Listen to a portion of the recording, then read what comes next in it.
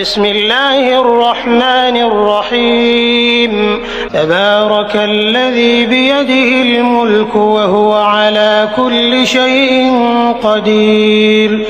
الذي خلق الموت والحياة ليبلوكم أيكم أحسن عملا وهو العزيز الغفور الذي خلق 7 سماوات طباقا ما ترى في خلق الرحمن من تفاوت فارجع البصر هل ترى من فطور ثم ارجع البصر كرتين ينقلب إليك البصر خاسئا وهو حسير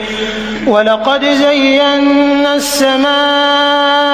الدنيا بمصابيح وجعلناها رجوما للشياطين وأعتدنا لهم عذاب السعير وللذين كفروا بربهم عذاب جهنم وبئس المصير إذا ألقوا فيها سمعوا لها شهيقا وهي تفور تكاد تميز من الغيظ كلما ألقي فيها فوج سألهم خزنتها ألم يأتكم نذير قالوا بلى قد جاءنا نذير فكذبنا وقلنا ما نزل الله من شيء إن أنتم إلا في ضلال كبير وقالوا لو كنا نسمع أو نعقل ما كنا في أصحاب السعير فاعترفوا بذنبهم فسحقا لأصحاب السعير إن الذين يخشون ربهم بالغيب لهم مغفرة وأجر كبير وأسروا قولكم أو اجهروا به إنه عليم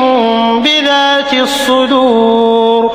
ألا يعلم من خلق وهو اللطيف الخبير هو الذي جعل لكم الأرض ذلولا فامشوا في مناكبها وكلوا من رزقه وإليه النشور أأمنتم من في السماء أن يخسف بكم الأرض فإذا هي تمور أم أمنتم من في السماء أن يرسل عليكم حاصبا فستعلمون كيف نذير ولقد كذب الذين من قبلهم فكيف كان نكير أولم يروا إلى الطير فوقهم صافات ويقبضن ما يمسكهن إلا الرحمن إنه بكل شيء بصير أمن هذا الذي هو جند لكم ينصركم من دون الرحمن إن الكافرون إلا في غرور أمن هذا الذي يرزقكم إن أمسك رزقه بل لجوا في عتو ونفور أفمن يمشي مكبا على وجهه أهدى أمن يمشي سويا على صراط مستقيم قل هو الذي أنشأكم وجعل لكم السمع والأبصار والأفئدة قليلا ما تشكرون قل هو الذي ذرأكم في الأرض وإليه تحشرون ويقولون متى هذا الوعد إن كنتم صادقين قل إنما العلم عند الله وإنما أنا نذير مبين فلما رأوه زلفة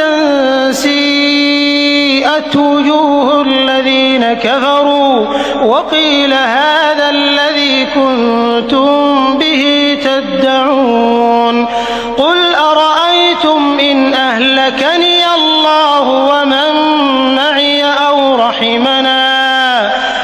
رَحِمَنَا فَمَن يُجِيرُ الْكَافِرِينَ مِنْ عَذَابٍ